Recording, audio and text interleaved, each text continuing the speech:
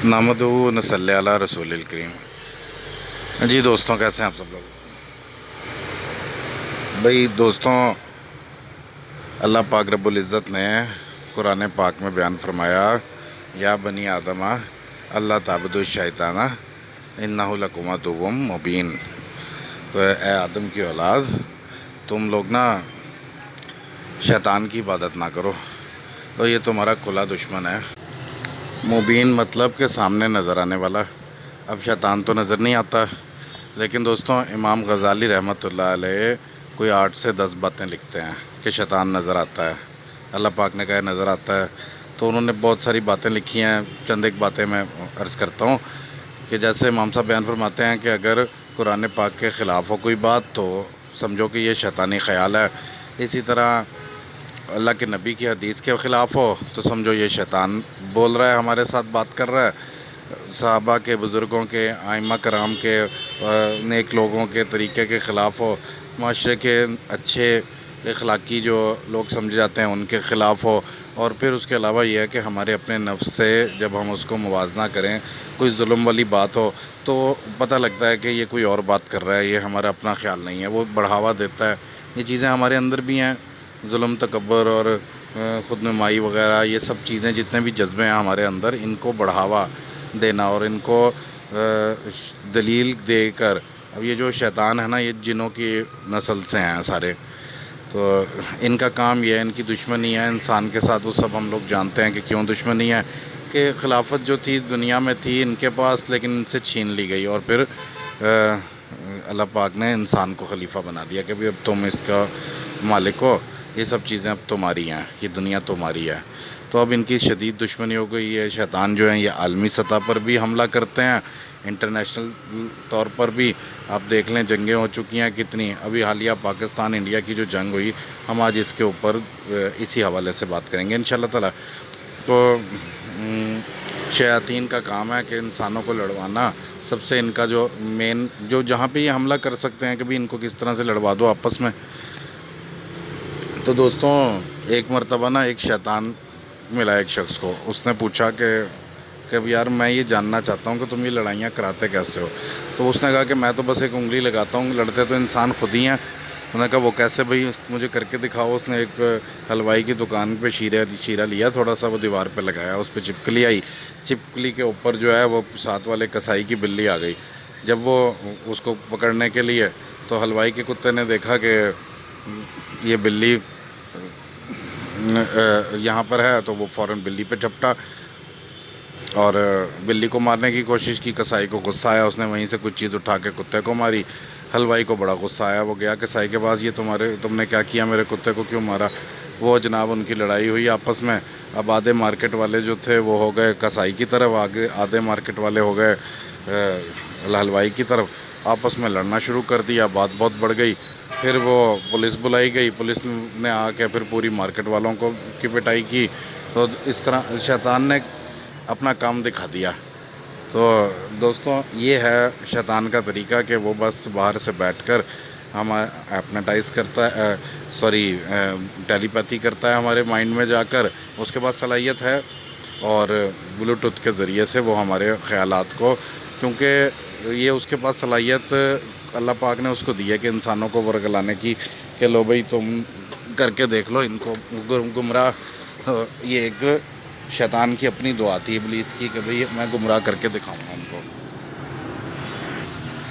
अब जैसे मैंने अर्ज़ की, अब पहले जंगी अज़ीम को देख लो कि वो एक शहज़ादा जो है वली अहद हंगरी का, वो जाता है अपने सर्बिया के इलाके की तरफ, अपने मुल्क में ही गया है विज़िट पर, तो वहाँ उसको कत्ल कर देते हैं। वो सर्बिया कुछ एरिया हंगरी के पास था सर्बिया का, वहाँ पर अपने इलाके में था वो, लेकिन सर्बियन के ऊपर इल्ज़ाम लगाती है हंगरी का शहनशाह। गुस्से में आता है, ऐलान जंग करता है फ़ौरी तौर पर, बग़ैर तहकीक के किसने किया। और फिर वो जर्मनी वालों को होता है कि जी हमारे जर्मन बोलने वालों के ऊपर तुमने हमला कर दिया, और फिर रशिया साथ दे रहा, लो जी वो फ़ौरी तौर पर फ़्रांस पे हमला कर देते हैं, क्योंकि फ़्रांस सर्बिया का साथ दे रहा है। वो ऐसी आलमी जंग शुरू होती है, 8-10 साल जो है वो इंसान जो अफ्रीका से आए हुए फ़ौजी हैं, जो برطانیہ سے آئے ہوئے، جو فرانس سے آئے ہوئے، جو جرمنی کے، ہنگری کے، کتنا سربیا کے، رشین، سارے انوالو ہو جاتے ہیں. تو یہ شیطان کی ایک چال ہوتی ہے کہ وہ ایسی چیزیں سکھا دیتا ہے کہ چھوٹا سا واقعہ کتنی بڑی عالمی جنگ، اور لاکھوں انسان جو ہیں اس میں انوالو ہو جاتے ہیں، لاکھ پریشان ہو جاتے ہیں، کروڑوں لوگوں کی ہو جاتے ہیں، فیملیاں ان کی سب ڈسٹرب ہو جاتے ہیں. تو کام صرف ایک چھوٹا سا ہوتا ہے. تو جب بلا تحقیق جب کوئی کام کیا جائے، جب اس کو جانے بغیر، تو ہمارے ہاں آپس میں لوگوں کے اختلافات ہو جاتے ہیں. تو انسان تو کیا نفس جو ہے اس کو اللہ پاک نے کوئی برا نہیں بنایا ہے کہ یہ برائی کی طرف نہیں جاتا. یہ اگر تھوڑا سا پہچان کر لے، اس کو وضاحت ہو جائے کہ نہیں بھئی میری ہی سوچ غلط ہے، کوئی دوسرا انسان جو ہے وہ ایسا نہیں ہے، تو وہ فوری طور پر اس کا غصہ ٹھنڈا ہو جاتا ہے. لیکن جب بغیر تحقیق کے اپنے ذہن سے سوچ کے انسان آگے چلتا ہے تو کیا ہوتا ہے کہ وہ پھر لڑائی جھگڑے ہوتے ہیں، چاہے انڈیویجول ہوں، چاہے ملکی سطح پر ہوں، چاہے انٹرنیشنل عالمی طور پر ہوں. اب یہ ہمارے انڈیا اور پاکستان کا مسئلہ دیکھ لو کہ جو بھی واقعات ہوتے رہے ہیں ان کے آپس میں. اب دیکھو ممبئی حملے ہوئے، اس میں الزام جی اجمل قصاب جو ہے یہ پاکستانی ہے. اب اس کو ہم ڈسکس کریں گے کہ یہ آخر ایسا ہوتا کیوں ہے. اس کے لیے ہمیں پہلگام واقعے کی طرف چلتے ہیں، پلوامہ کے واقعے کی طرف چلتے ہیں. وہاں لوگ سب کو یاد ہوگا کہ 2019-20 کی بات ہے. تو وہ ہوا یہ تھا کہ ایک لڑکا تھا فریڈم فائٹر، کشمیر کا مسئلہ تو چل رہا ہے، اس نے ایک تنظیم جوائن کی اور آرمی نے اس کو پکڑ لیا، اس کے بعد شہید ہو گیا وہ لڑکا. اب وہ فریڈم فائٹر ہیں اور انڈیا کے لیے وہ آتنکوادی کہتے ہیں وہ ان کو کہ بھی یہ تو دہشت گرد ہیں. دوبارہ اس کو مار دیا. اب اس کا جو بھائی تھا اس کے دل پہ کیا گزری، میرا بھائی چلا گیا.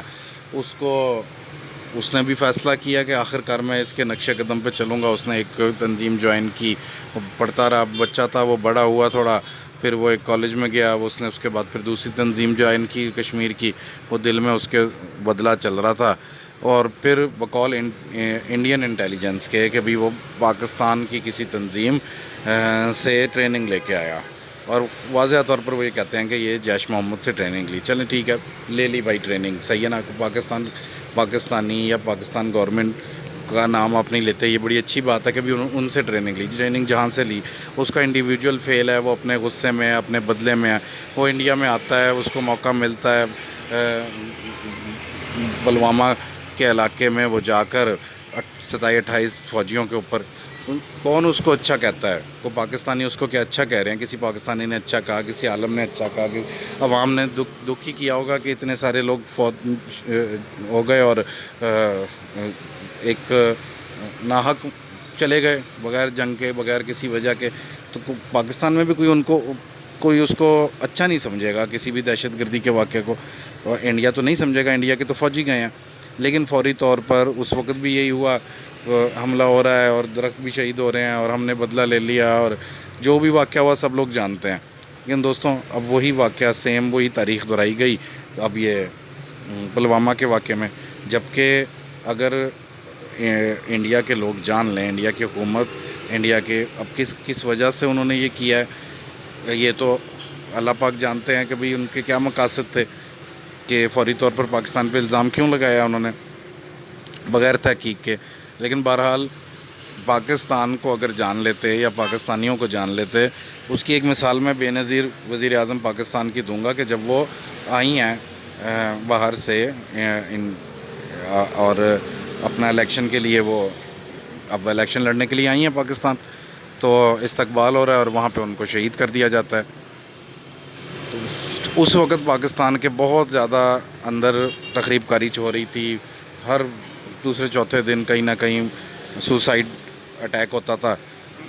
تو پاکستان نے الزام ضرور لگایا افغانیوں کے اوپر کہ بھئی یہ طالبان نے کیا، لیکن طالبان نے فوراً جواب دیا کہ بھئی ہم عورتوں پہ ہاتھ نہیں اٹھاتے. تو پاکستان نے اس کو ایکسیپٹ کیا کہ ہاں بھئی اگر انہوں نے کہا ہے تو پھر یہ نہیں ہے، کوئی اور گروپ ہوگا، القاعدہ میں سے کوئی ہو سکتا ہے یا کوئی کسی اور گروپ میں سے ہو سکتا ہے کوئی طالبان کے، لیکن یہ لوگ نہیں ہیں. کیونکہ پاکستانی جانتے ہیں کہ ہم بھی ایسے ہی ہیں، ہم بھی کوئی، ہمارے نبی نے ہمیں منع کر رکھا ہے. اگر پاکستان اور پاکستان کی آرمی کی ٹریننگ کا حصہ ہے کہ ابھی دیکھو ہم نے سب کچھ کرنا ہے، یہ کام نہیں کرنا کہ نہتے لوگوں کو مارے. اور جس طریقے سے وہاں پر یہ واقعہ ہوا کہ بھی بتاؤ تمہارا مذہب کیا ہے، اور پھر اس کے بعد ان کو مانا گیا. تو دوستوں اب اس کو اگر ہم تھوڑا سا اور ڈیپ جائیں تو انڈیا کے اندر بھی بہت ساری تنظیمیں ہیں پرائیویٹ جو حکومت کے خلاف ہیں. اپنی سیاسی تنظیمیں بھی ہو سکتی ہیں, تامل ٹائگرز بھی ہو سکتے ہیں, کوئی بھی ہو سکتا ہے. اور اگر پاکستان کی بات کریں تو پاکستان کے اندر بھی دشمن ہے. BLA کو انڈیا بھی جانتا ہے, پاکستان بھی جانتا ہے. نواب اکبر بگٹی کی 4000 ملیشیا تھی. اس کے بعد نواب اکبر بگٹی کے ساتھ پاکستان گورنمنٹ نے تھی جو بھی ان سے جو بھی ایکشن لیا یا جو بھی ہوا, نواب اکبر بگٹی کو مار دیا گیا تھا. اس کے بعد پھر وہ 4000 ملیشیا آخر کہاں گئی؟ اس کو BLA کہا جاتا ہے, بلوچستان لبریشن آرمی کے جو ہے ان کا ایک کمانڈر جو تھا اس کو شہید کیا گیا, مار دیا گیا. اور اس کے بعد پھر ایک سیکنڈ کمانڈر جو تھا وہ اس کو نکال دیا گیا تھا. ایک شخص کو اس مین کمانڈر کی موجودگی میں نکال دیا گیا تھا. اس کس وجہ سے نکالا تھا کہ آپ نے انڈیا کے اسپتال میں جا کے علاج کیوں کروایا؟ اب وہ آتا ہے واپس پاکستان اور آ کے BLA کی کمانڈ سنبھال لیتا ہے. اب اس وقت بھی وہی کمانڈر جو ہے وہ BLA کو لیڈ کر رہا ہے. بھائی کچھ بھی ہو سکتا ہے. اب یہ دیکھنا کہ بھئی پاکستان کے ساتھ انڈیا کی دشمنی کیا ہے سوائے کشمیر کے پانی کا, اور وہ بھی کشمیر کا مسئلہ انٹرنیشنل لوگ حل کروا چکے ہیں. کبھی دیکھو اتنے دریا آپ کے, چلو ایک وہ سنتاز معاہدہ ہو گیا آپ کا تو معاملہ رہا ہی نہیں ہے کوئی اور اس کے علاوہ. آپ اس کے اوپر عمل کرو, پاکستان آرام سے اپنا جتنے حصے کا پانی آئے گا وہ اپنا استعمال کرے گا. تو اس کے علاوہ پاکستان کی انڈیا کے ساتھ دشمنی کیا ہے؟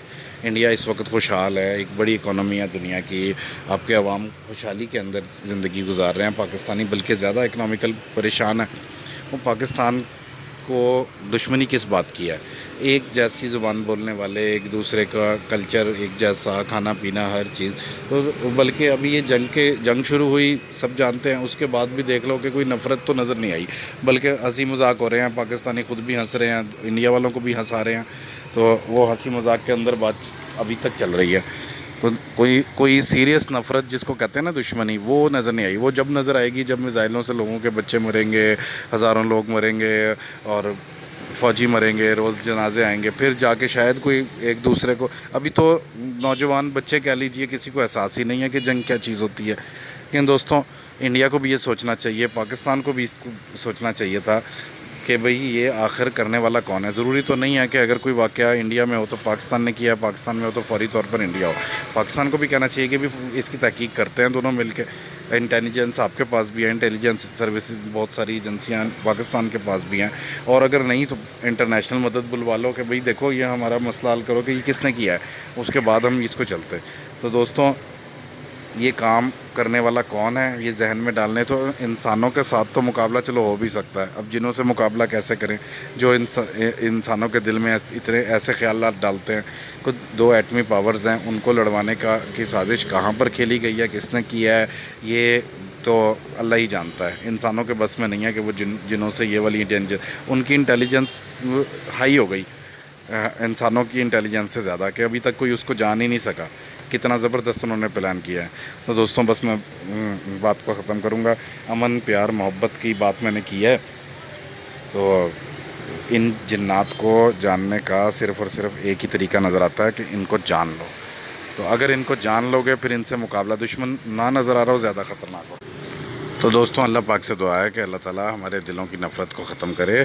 انسان چاہے ہندو ہوں, چاہے سکھ ہوں, چاہے عیسائی ہوں, کسی بھی مذہب سے تعلق رکھتے ہوں, مذہب کو بیس بنانا نہیں چاہیے. مذہب کا بھی ہمارا کوئی اختلاف نہیں ہے.